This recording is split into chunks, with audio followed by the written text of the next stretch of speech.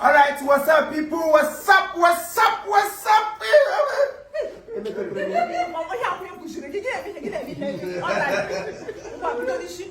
What we do not. What we call a country with a coffee.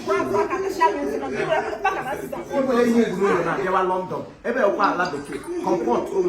I'm not we got quite a lot. Quite a man who do not. Otherwise, I need to put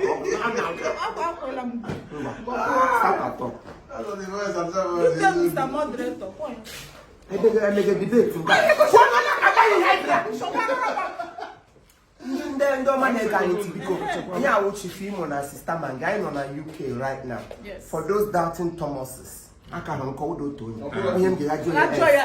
That's na yaga that I met Hannah. So because the show is on the 21st of October.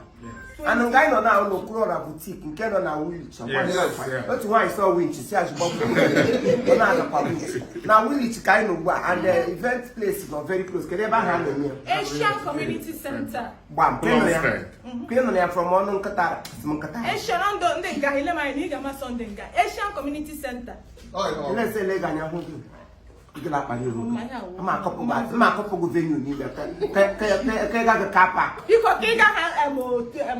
Because ticket time table for 10 is £700. And then regular, that would £35. Like we are not. Yeah, they can give away. Even the part. Yeah, look behind me.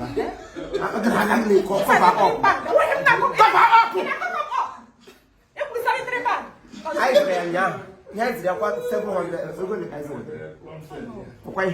So please, it's just a chicken change. Come and support your brothers. You know, you got support. I wish I want to give post to take another more for one. Then to be a support. And then I cook roll and then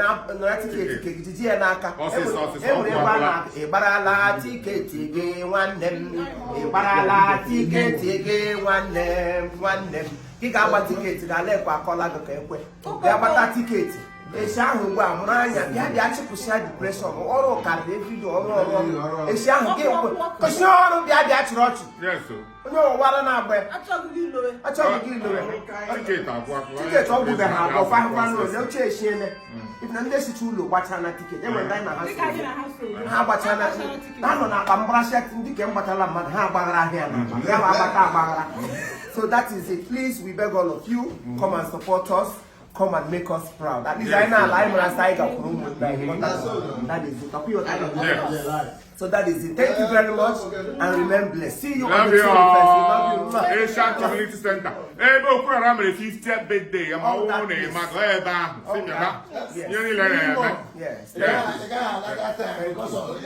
Thank you.